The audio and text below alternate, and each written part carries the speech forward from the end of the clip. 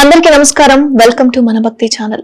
ప్రతి ఒక్కరికి వారి జీవితంలో భవిష్యత్తులో రాబోయే పరిణామాలు ఏ విధంగా ఉన్నాయని తెలుసుకోవాలన్న ఉత్సుకత ప్రతి ఒక్కరిలో ఉంటుంది. అయితే దీనికి సంబంధించి వారి యొక్క రాశి ఫలాల్లో ఏ విధంగా ఉన్నాయి అనగా స్థితిగతులు ఏ విధంగా ఉన్నాయని తెలుసుకోవడానికి మనతో పాటు ఉన్నారు గురూజీ నానాజీ పట్నాయక్ గారు.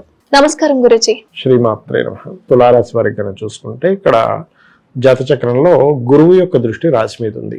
అంటే ఇంతకాలం కేతు ఉండేది, ఇప్పుడు కేతు పక్క వెళ్ళిపోయి ఎప్పుడైతే గురువు ఉందో, first of all balancing mind. సహజంగానే తులాలగ్నం అంటేనే తులారాశి ఆ లగ్నం ఇస్ బ్యాలెన్స్డ్ అంటే లగ్జరీగా ఉండేటువంటి తత్వం. ఇన్ని రోజులు కొంచెం దూరం అయింది, ఇప్పుడు కొంచెం మరలా వీళ్ళకి లైఫ్ అనేటువంటిది కొంచెం లాభదాయకంగాను కొంచెం ఆశాజనకంగా కనిపిస్తూ ఉంటుంది. చేస్తున్నటువంటి ప్రయత్నాలు ఫలిస్తాయి కూడా. అందులో ముఖ్యంగా వివాహ ప్రయత్నాలు, ఏదైనా కొత్తగా ఏదైనా ప్రారంభించడానికి నలుగురితో కలిసి చేసేటువంటి విషయాలు, అదేవిధంగా పార్ట్నర్స్ కలవడము, లాభాలు రావడం, ఇటువైపు వెళ్తూ ఉంటుంది లైఫ్.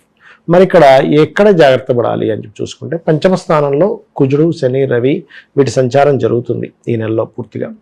జరుగుతున్నందుకు ముఖ్యంగా ఫ్రెండ్స్తోని లేదా ప్రేమ వ్యవహారాలకు సంబంధించిన విషయంలో, రాజకీయ సంబంధించిన విషయాల్లోని కొద్దిగా జాగ్రత్తగా ఉండాలి. ఒక్కోసారి ఆరోగ్యం కోసం ఓవర్గా కొన్ని పనులు చేస్తూ ఉంటారు. ఓవర్గా ఉపవాసం ఉండడం, ఓవర్గా డైట్ తీసుకోవడం, ఇలాంటివి చేయకూడదు. ఎందుకంటే పంచమ స్థానం అనేది మనం కొత్త భాగంగా తీసుకుంటాం, ఆరోగ్య భావంగా తీసుకుంటాం.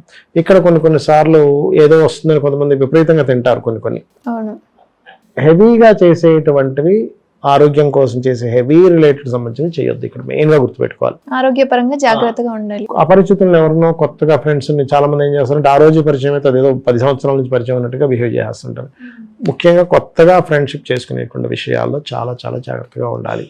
రాజకీయాల్లో ఉండేటువంటి వారికి అనేకమైనటువంటి మార్పులు కనబడతాయి, అది గుర్తుపెట్టుకోండి.